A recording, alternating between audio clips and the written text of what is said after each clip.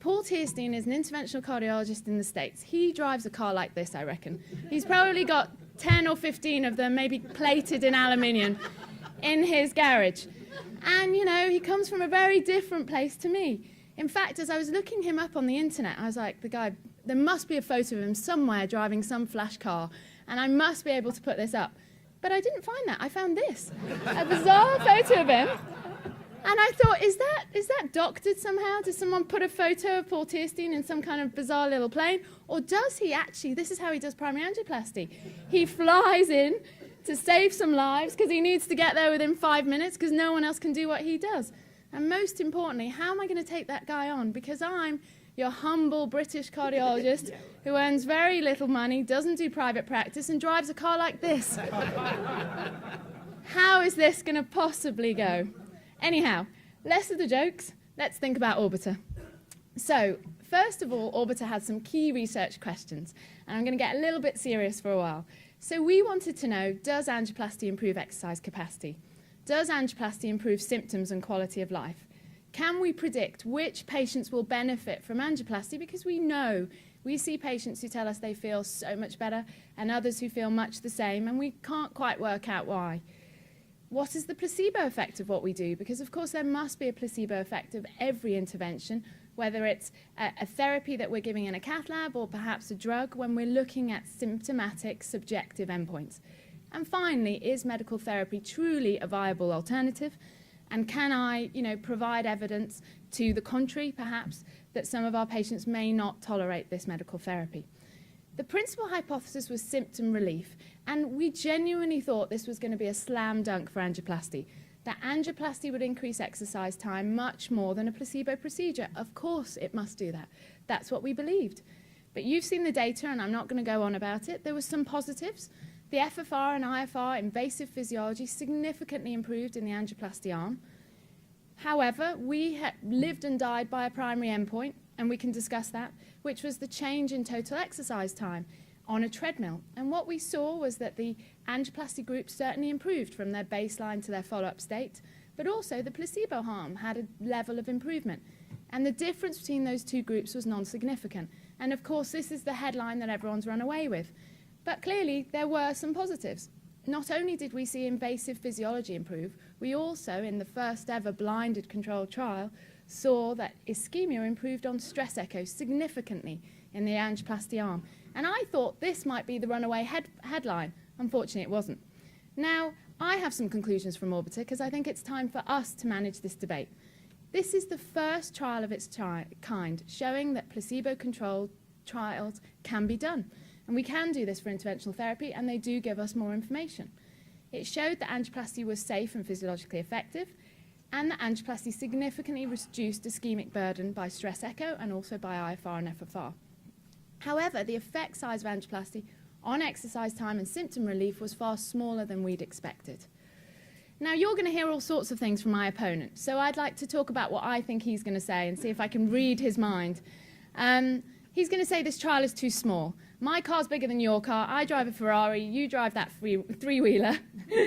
But let's think about that properly. Now, obviously, we're used to seeing trials of thousands and thousands of patients because we're looking at hard endpoints such as death and MI, which are rare. For a trial that looks at a continuous endpoint, particularly something like exercise time, the sample size can be a lot smaller.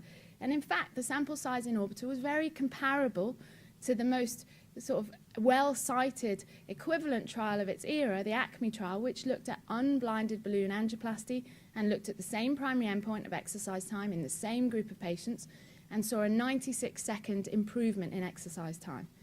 It's also very similar in size to many drug trials that looked at a placebo-controlled effect of anti-anginal drugs on exercise time.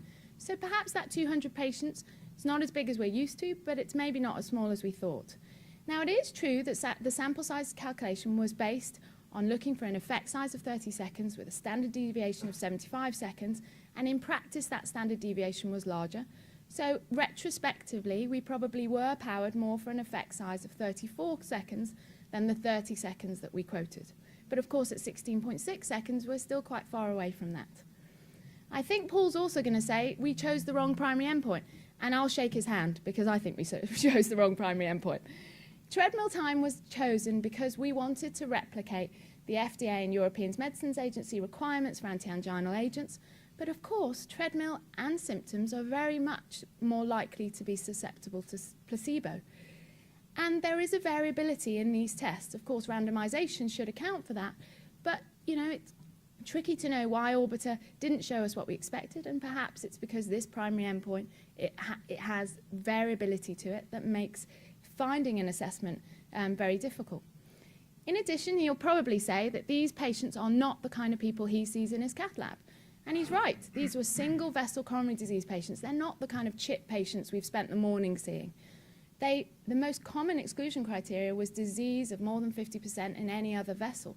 So you can imagine how many patients we had to screen to find isolated single vessel disease. Now, once we found those patients, we actually recruited 63% of eligible patients. So the actual recruitment conversion was very high. It was just hard to find single vessel coronary disease. Now, we chose single vessel coronary disease for a reason, because we wanted complete revascularization and the ability to use IFR, FFR, and stress echo to look at the placebo-controlled effect of PCI in a very clean model.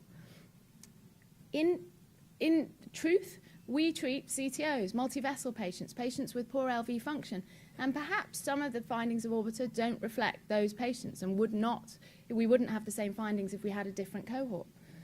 Now, he's also likely to say, I use invasive physiology to guide my practice. Well, actually, worldwide, we use invasive physiology in less than 10% of cases.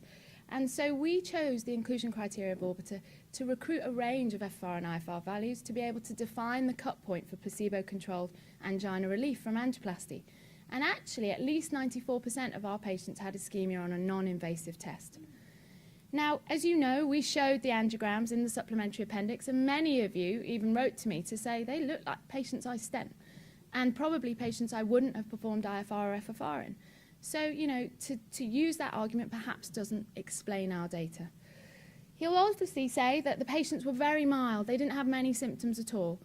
And, 97% of our patients had CCS class 2 to 3 angina at enrollment. But it is correct that after medical optimization, 12% of them became free of angina.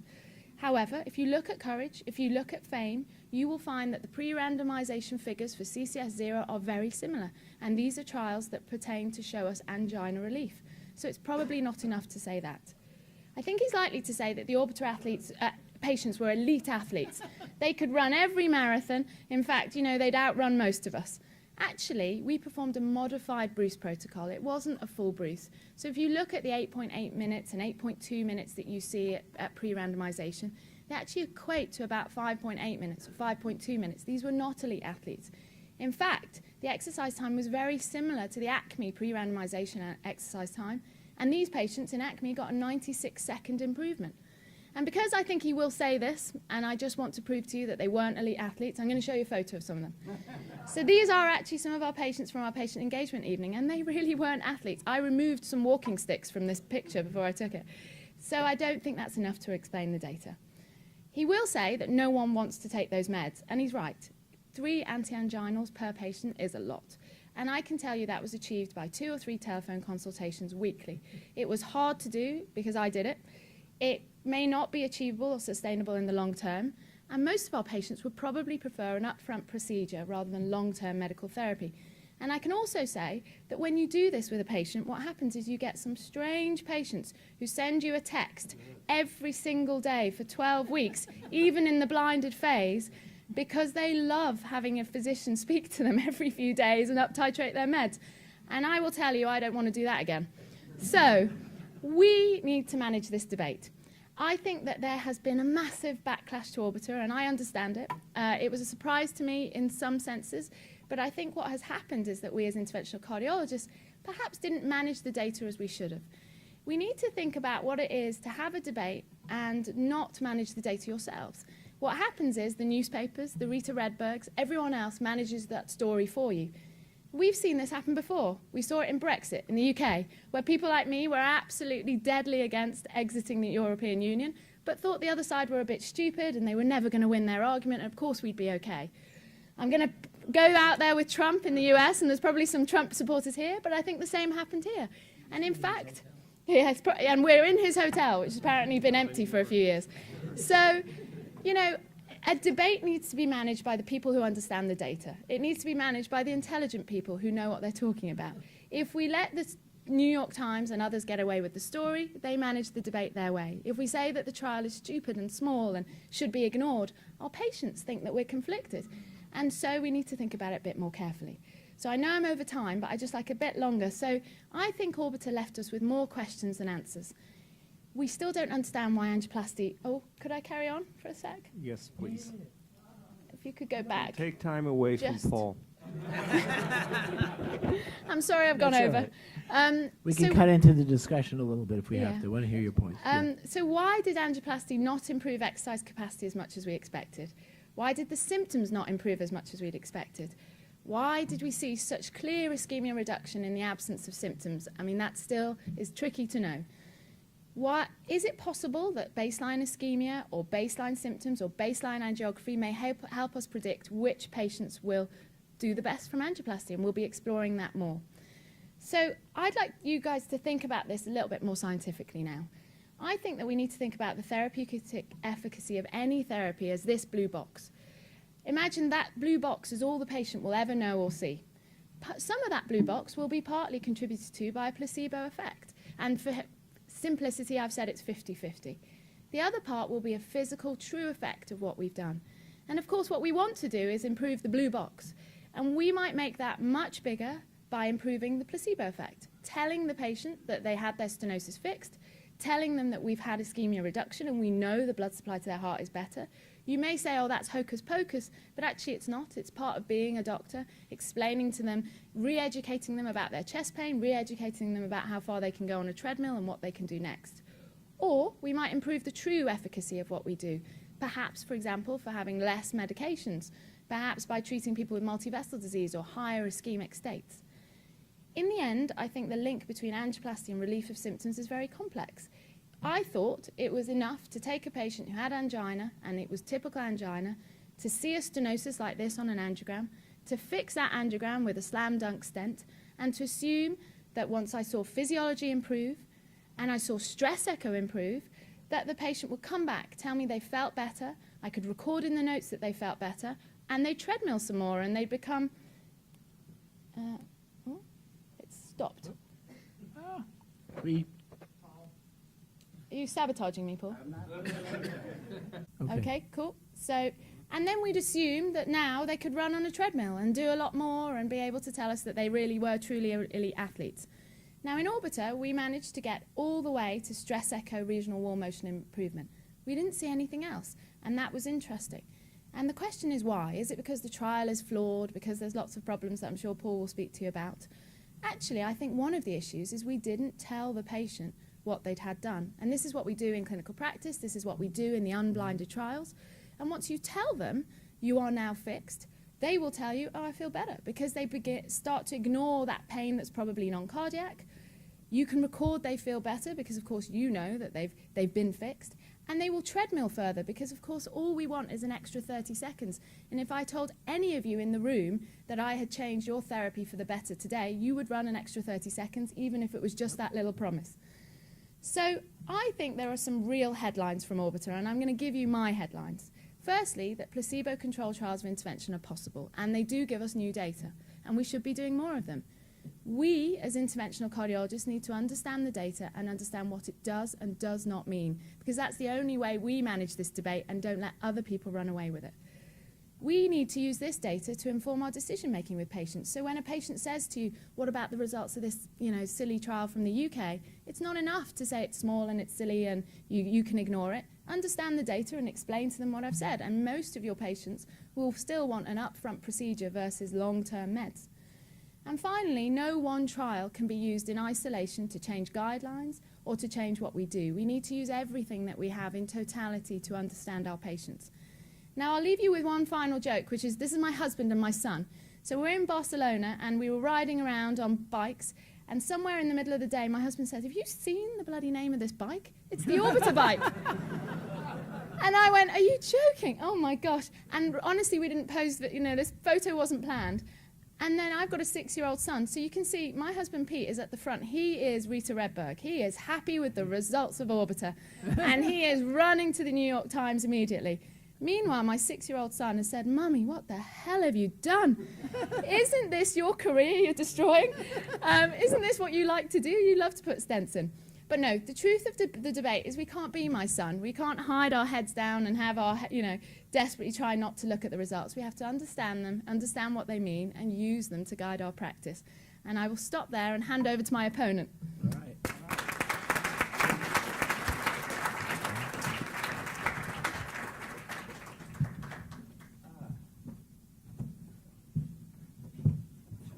I think she's already won.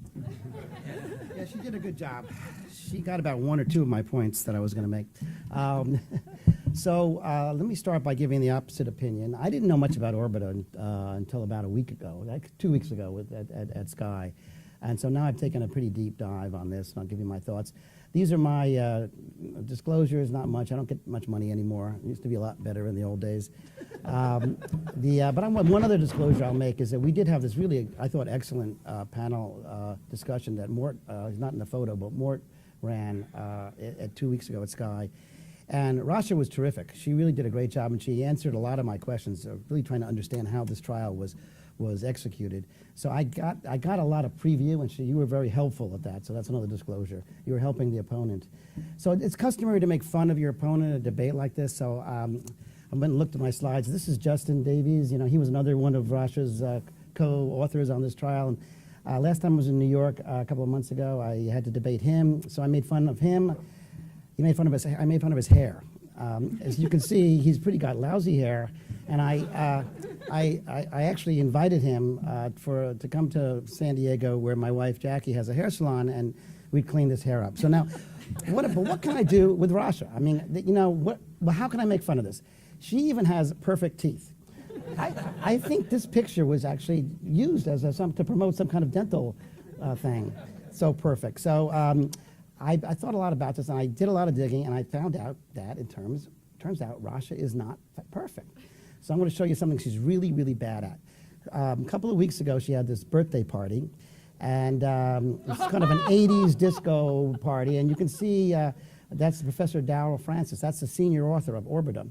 And she's teaching him how to dance. He's wearing a wig. It's sort of an 80s thing. And it's very nice of her. But it turns out she's an excellent clinical investigator, but Rasha's a terrible dance teacher. As you can see, a few minutes later, he's practicing what she taught him. and I really like to be able to extend my time for another 5 minutes, just so we can sit here and watch this, because it is so funny. So I can help you with the dance instruction, but my wife and I are taking dance lessons pretty routinely now. So I'll help you with that one. All right, so before I start, serious question, and I'll probably ask this in two ways. Don't answer the question. Just raise your hand if you know, at the end of the 6-week blinded treatment phase, what percentage of placebo patients in Orbita elected to cross over to PCI? Raise your hand if you know. A couple of you. Now raise your hand if you knew this in December when it was all being discussed. Like 1, okay, 2. All right, so the majority did not know it. Any guesses on what, people who don't know it, any guesses on what percentage of placebo patients decided to have a stent after 6 weeks? It was 85%. Right? Pretty shocking. And I found this out because Rasha told me. I asked her, the first question I asked her on the panel. And I was like, really? How come I didn't know that? And I still wonder why we didn't know that. Because you weren't listening. That is not true. So you said it at Sky, I agree, but I've subsequently scoured the paper, scoured the editorial. You won't find that data point or any other reference regarding to what happened to the placebo patients after 6 weeks in the paper or in the subsequent Euro intervention paper or in the editorial. So I think that's a missing point. And why is it important? And I give you a lot of credit. I think the investigators ran a really great trial, a really careful trial. But if you had included that 85% crossover rate at 6 weeks in the Lancet article, it would have really mitigated the whole irresponsible media out frenzy that occurred. I think that's why it's important. That's the only reason it's important. Now, of course, you could argue that, hey, what does it matter? The placebo patients, they're probably victims of the oculostenotic reflex. They probably would have done well without ever getting a stent. But as I see it, this is like the Wizard of Oz, right? We got the courage, the lion, and we got the brain, the scarecrow. And people always say that the Orbita investigators had the courage to do a sham trial enrolling patients with lesions like this, pretty tight lesion, I got this from the appendix, and I agree. All right, but I also say they had the brains to get the placebo patient stented after only 6 weeks of medical therapy. Okay, and I think that's important. Now, thanks. So as Rasha just pointed out, the Orbiter trial was actually positive for stenting, and she made this really clear at the SKY meeting as well, and that was very helpful. In these patients with stable symptomatic single vessel disease, compared to placebo, PCI patients had increased exercise time, decreased angina, decreased ischemia, decreased hard serious adverse events. And you know, she showed you the data to support this. The main point here is the difference in exercise time, 28% seconds versus 11. This is actually a 240% improvement. And as Rasha points out herself, if you had 800 patients in this trial, the p-value would have been what we call significant, less than 0.05. That's true. Now, the anti-stent argument is that this difference of the difference, 16 seconds, it was less than 30 seconds believed by the investigators to be the threshold of clinical importance. And that's a reasonable point as well. But remember, the patients had pretty good baseline exercise times of over 8 minutes. Maybe it was modified, it's a good point. But still, they were exercising pretty well. It's not that easy to improve upon that. And then while the investigators made it really clear they chose exercise time because they were looking for an objective measure of improvement, there was some subjectivity to the exercise test. Especially, patients might have been afraid to exercise to maximal capacity because how would they know that they had their artery fixed or not? They could have thought they had a placebo and still had a tight blockage. So exercise tests are not that objective. Also, if you look at other exercise test data, like the Duke treadmill score from the paper here, look at the difference, 1.22 improvement compared to 0.1. You know, I could joke and say that's a 12,000% improvement, all right? You wouldn't need many more patients to show that, but maybe more to the point, I had to read about Duke risk scoring, and it turns out that the cut point between moderate risk and low risk is 5. So if you look at the PCI patients, many more of them clearly went from moderate risk to low risk. So this is another example of PCI being successful in the Orbiter trial. And of course, assessing ischemia, that's a 100% win. Everyone agrees there was less ischemia, and this sort of seals the deal that Orbiter was a positive trial for stents. All right. Now, it was a positive trial for stenting despite what was called Orbiter Love. It used to be called Orbiter Love. It got changed to Rasha Love, of course. And what that is, and I had a long talk with Rasha's husband, Pete, I don't know if he's here now, last night, and this business of Rasha and her colleagues calling the patients, I mean, she's not minimizing this. He says every day of the week, talking to the patients. And that's really nice. You can up-titrate the medications. The patients feel better to be in the trial. It's a great idea, but it's obviously not realistic in the real world. Now, one point I'm going to make is that I was surprised. When I first saw the data, I thought, well, this is like courage. These aren't really patients with tight, significant, important lesions. These are going to be easy, simple cases, minimal narrowings. But the LAD was a target in 70% of the patients. FFR was 0.69, and I looked at these pictures in the appendix. They're pretty striking. It's hard for me to imagine these 4 patients from the appendix waiting. It took 3 months, right? 6 months of Roland and 6 months of treatment. They waited 3 months to get their PCI. That surprises me, and that says a lot. All right, but on the other hand, not all the lesions in Orbiter were that high risk, and you can go through that appendix and you can find all kinds of patients. It wasn't very hard for me to find this. Look at the first one, tight lesion, but it's going nowhere. It's feeding some, I don't know, atrial branch. And the rest of them are proximal, but they're not that tight. Now, of course, yeah, a lot of us put stents in these patients without FFR, and I don't think that's so right. But the point is that it was a small trial, and then a lot of the patients in the trial were not that really high risk. So while the FFR was excellent, there were also patients in the trial who had FFR that was above 0.8. And I understand we're going to get the results at EuroPCI of the FFR. I kind of heard through the grapevine about 25% of the patients had FFRs that were not significant by their usual 0.8 criteria. So it begs 2 questions. How would the results of this small study change if patients with an FFR greater than 0.8 and an IFR greater than 8.9 were excluded? And would the results change if there's 5 of the placebo patients did cross over early, 4 during the procedure and 1 during the follow-up phase due to unstable angina. I figured there'd be a lot more than 1. That was what I learned. But if you took those patients out, would the results be different? So that's worth looking at. I think we should spend a few minutes on the ethics of Orbiter, because I have just a completely different opinion of this than I thought I would have.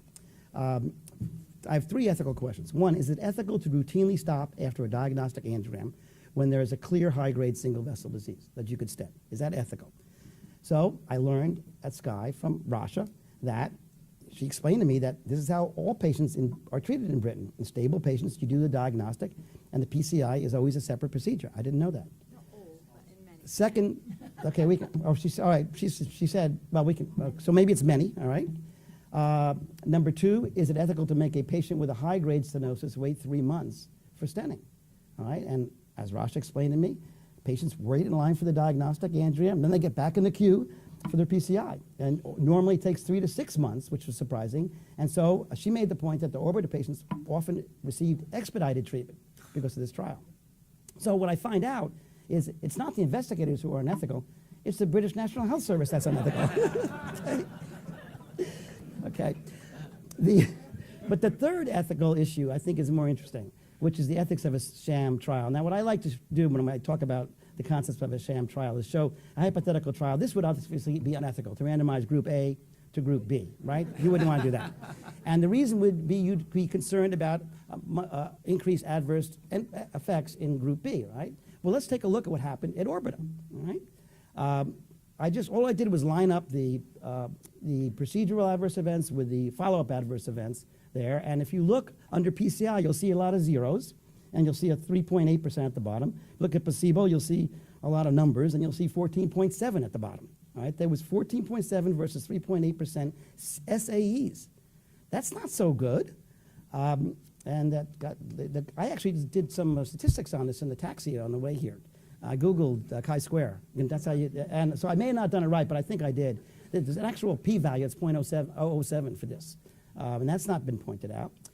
You could exclude, of the 14 SAEs, you can exclude the ones that converted to PCI. There were 4 patients where the wiring of the FFR resulted in dissection or something that made the operator want to stent it. I think that's reasonable to exclude that, so now you're down to only 10 SAEs, but that's still 10.5% versus 3.8%. There I got a p-value of 0.06. Right? But I use my own statistics when I deal with medical ethics. I subject my patients to what I call the Alvin test. That's my father's name. And I always think, well, if this was my father, would I be doing this?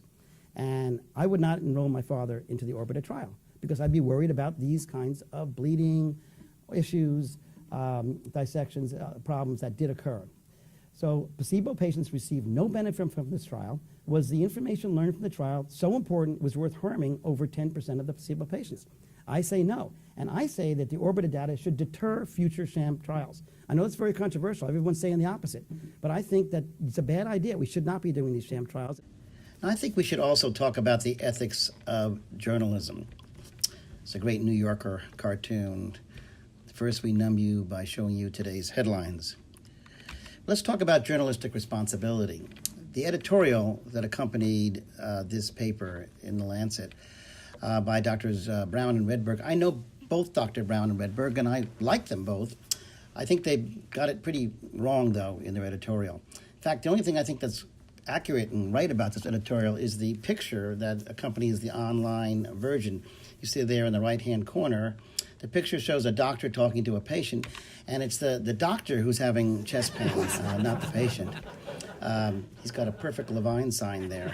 Pretty funny. In the editorial, comments are made like, the Orbiter data put PCI in the category of other abandoned therapies for cardiovascular disease. I mean, that's ridiculous.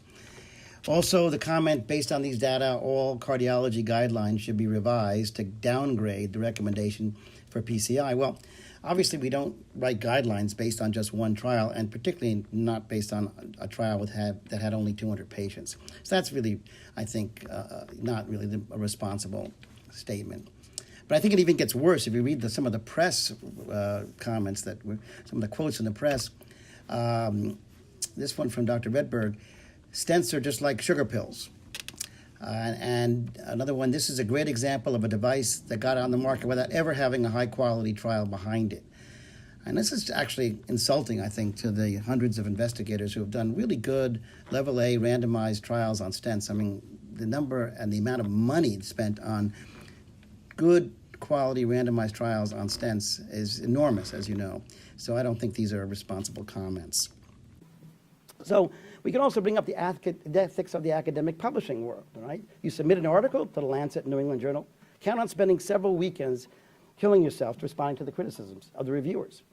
Submit an editorial, they publish anything you write if they invite you to write an editorial. They want it to be controversial, all right? How could the Lancet reviewers and editors let the Orbiter paper be published without disclosing the 85% crossover rate at 6 weeks? I think that's irresponsible on their part, but I'll tell you how come they can do it. What kind of conflicts of interest do journals have? And why don't they have to disclose it? All right? Publish Orbiter, fuel the media frenzy, increase your impact factor. That goes on. Remember, the impact factor is used to sell ads. It's all about money again. And we've all been duped a little bit by the Lancet, and I think that's something that we should talk about. Finally, how will Orbiter change my practice? Well, I'll be a little more open to initial medical management of modest lesions in small vessels. Not tight lesions in large vessels, because 6 weeks is just not long enough for me to really feel comfortable with that. Also, if I'm about to leave town on vacation, and I'm referred a patient with a lesion like this, all right, after Orbiter, maybe I don't have to delay my travel plans. Maybe I can go on vacation and send it when I come back to town. So that's a good outcome. I appreciate that, Rasha. My wife appreciates that. So here's some conflicts that I've endured my entire life that I'm sick of. I mean, I've been alive 62 years, and I keep hearing about the same conflicts. Israel versus Palestine. I mean, enough already. India versus Pakistan. We're still doing this? Racism everywhere. Come on, that's not a good idea. You don't have to be very smart. We don't need racism. North versus South Korea. See, there is hope, right? I'm being saying, apparently before I was born, we didn't like Japanese people in this country. Now we love Japanese. I mean, you can get over these things. And so one of them would be revascularization versus medical therapy. So here's your heart.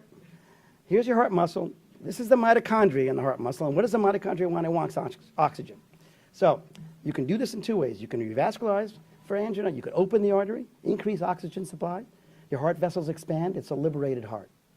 Or you can do medical therapy for angina.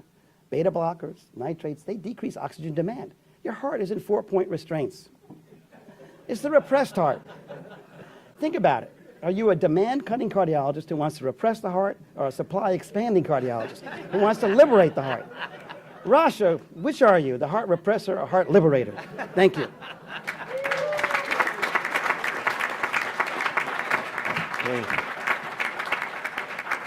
This was absolutely terrific on both parts. If I can, some of you may not know, I actually in a previous life was in charge of the ranolazine clinical development program. So I know a little bit about stress tests and sample size. And I must say, I was a little surprised with Orbiter. When we had the Carissa trial, it required approximately 900 patients. When we designed Teirsein, we went through all of this, and 100 patients is very, very small. And we actually based it on the Marissa trial, which was a single, first of all, it's a very short-term crossover. There's a learning effect there. It's basically a phase 1 study as opposed to a real clinical study as was Carissa, which has very different numbers. The actual time on treadmill was 100 seconds less at baseline, and the placebo group actually increased by 90 seconds on the treadmill. Very, very different than what you had in Orbiter. So I'm really curious about that. Where is Carissa here, and how do you jive these numbers? And if I may add one more thing, in Carissa, in order to get into Carissa, you had to demonstrate ST segment depressions on your treadmill. Can you give us a little bit of data? Did the patients actually have ischemia, and in how many patients do you have that data on the treadmill? So, I mean, I take that point, but obviously we have the ACME trial, which we can't deny was basically the same size as Orbiter, single vessel coronary disease patients, very similar exercise times, and a 96-second improvement in exercise time on, a modified Bruce protocol, exactly the same as Orbiter. So I think, we can argue about the debates of sample size, but in fact, the numbers are very similar to that trial. Now, in terms of ischemia, 94% of the patients in ischemia in Orbiter had ischemia on any one of a number of tests, including myocardial perfusion scanning, stress echo, IFR, FFR, etc. So actually, it was only 6% of those patients who had no demonstrable ischemia. And remember, they were patients who came to us with typical angina. So they really were, patients that we would think to stent. I take Paul's point that some of the lesions were milder, and we deliberately showed all of that data, so we had the totality of the data to discuss. And I think it's really interesting because, of course, we don't have that data from any other trial. And for the first time, we showed all the angiograms so that you guys could be happy, criticize, do whatever you needed to do. But the data was there. And, you know, perhaps it's a little bit unfair to be kind of criticized for oversharing because that's what we did. You know, we gave everyone the opportunity to have a look and have a think and think about whether they're the kind of patients they treat. But you're absolutely right. You know, the trial, if the trial had been 800 patients strong, would that p-value have been positive? Yes, I've stated it in my own editorial. The question about clinical significance is there. What I actually think is that exercise time and its relationship to ischemia improvement is clearly not quite as clear-cut as we thought. And so we saw that significant, seriously significant ischemia reduction. And so we cannot say stenting doesn't work. It clearly does. The question is whether that primary endpoint, which we kind of lived or died for, you know, perhaps should have been a bit more softly taken. It just, two points. First of all, you concluded again, like courage, that medical therapy doesn't reduce ischemia, which I think is a very important message which gets lost in this. Yeah. Secondly, don't you think the fact that you didn't get that 90 seconds like ACME shows some of the psychology that might have been from the uncertainty for the patient's therapy? So if you think those patients didn't even have full placebo, they knew they had a 50-50 chance of having the stent. That's not what we do in real life. Yeah. And so Should have lied to all of them. Well, quite. Or to half of them. But, you know, you can all imagine how much more you could go on a treadmill if you were told something was fixed today that was broken yesterday. Right, but there is, you've talked a lot about the placebo effect. There is also something we call the nocebo effect. Yes, that's right. And too. that's playing a role here in the patients being worried that they were not intervened upon. You're absolutely right. And one of my patients told me later, I said, why didn't you treadmill some more? When we did the evening where we kind of engaged with the patients and explained their results. Now, bear in mind, most of these patients had a stent. So they were the hardest audience to speak to because I had to explain to them, you all got a stent. We all recommended a stent if you wanted one. But we've shown that the data is not as clear as we thought. And one of them said, I'd have treadmilled more if I knew. As soon as you told me, I was out, you know, running the dog again. Because, you know, they held themselves back. Now, you could argue both groups held themselves back, but, you know, that effect was clearly there. And just one last question. Whatever happened to FAME? I mean, admittedly, it wasn't blinded, but it was exclusively ischemia and a 3-year effect, FAME 2, and it's a 3-year effect goes well past any placebo possibility. How come that is just never discussed in an editorial or in this conversation about Orbit? And wouldn't that have softened it and put Orbit in a better context? So, I mean, I think FAME 2 has certainly been discussed, and I discuss it a lot. The problem that we will always have with FAME 2 was the fact that obviously it was stopped early, and the fact that was a huge mistake. You know, and that will always be something that lives with us as the other side say it was underpowered, but also that 50% of the patients who had revascularization had unstable angina without ECG changes or troponin negative cardiac markers. And again, that makes that debate harder. That's not to say I don't believe there's a lot of good in the FAME 2 data, but you know, that's what the other side will say. Yeah, but half of them had ACS, true ACS. But no trial is perfect, and that's why I say no trial can be used in isolation. You have to use the totality of the data we know. So, Rasha, I know that you designed this specifically to be sort of compatible with practice around the world, with not invasive physiology being the determinator. And obviously, for those of us that have been in the invasive physiology community, that's the big question. Maybe we'll find out more at your PCR. But I think those points that Paul made were also very compelling. And I'm just curious, you know, did you guys debate that up front? Yeah, ended up taking a conservative tack to include essentially all lesions rather than the lesions that were hemodynamically significant. So there was a lot of discussion about that. But of course, bear in mind that we were pretty clear that this primary endpoint was going to be positive for angioplasty. We were pretty sure we would see, you know, dramatic improvement. And then what we wanted to be able to do is then cut the data, be able to give people blinded evidence of which FFR or IFR cut point will correspond to a placebo-controlled effect from PCI. And in order to do that, we needed to take a spectrum of IFR and FFR values because we argued that for angina relief, we don't have blinded data. And we were giving that data. You're going to show us But we're about it. You're getting that in you're getting that in a month, yeah. So just make a point Rasha, also, would you- just a quick point also. I'm sorry, my problem with this study is really my mother.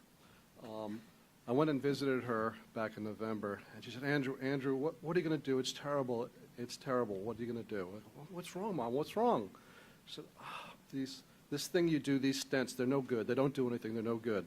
She read this in the New York Times science section, so she still doesn't believe me. It So, wasn't in the science section, it was the front page. so what can I tell my wish it was mother? in the science Can you section. talk to my mother too? Well, so I think that's, I mean, to be honest, in the end, where we went wrong with Orbiter, whether it's a group of investigators, whether it's the interventional community, is we allowed the story to run away from us. And so that's why now it's very important to engage with those patients when they say that. Explain the trial to them, explain what it truly does mean. To be honest, when you tell a patient, I can improve the blood supply to your heart, that's all they need to know.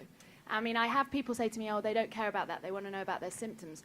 I mean, they clearly see different patients to me, because most of my patients want to know that the blood supply to their heart was improved and that there may well be data coming out that will show us that that's important to them in the long term. And scientifically, it would make sense, as you've said. How about the amount of anti-anginals? Because I noticed you had in the paper we have the we see how many they were on beforehand, but I never see if they were reduced in the stented patients.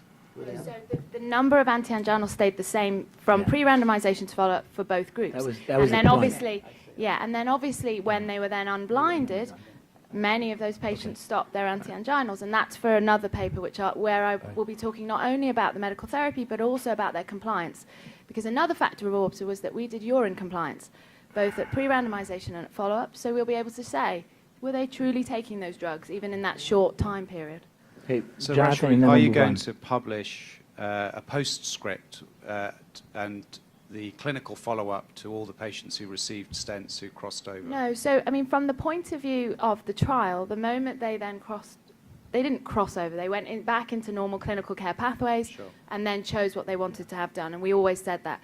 From that point, they were unblinded, and our view was that we didn't need more unblinded data. It would stand to reason that they would have the same effect that we might see in FAME2 or we've seen in Courage. The rest of the world So- is we're all worried about them. So perhaps you could just let us know how they're getting on. What are you worried about? We'd like to know how they're getting on after their stents. So, I mean, that follow-up has not been done. We don't have ethics for that follow-up, and it won't be coming. No. Okay, How about, I just want to say, how about an as-treated analysis? We take out the 5 Yeah. patients. So I've done that analysis. I did that before TCT. I did a lot of analysis before TCT, and I can tell you it changes nothing. okay, this is unbelievable, it was fantastic, thank you for both of you for tremendous debate. Now,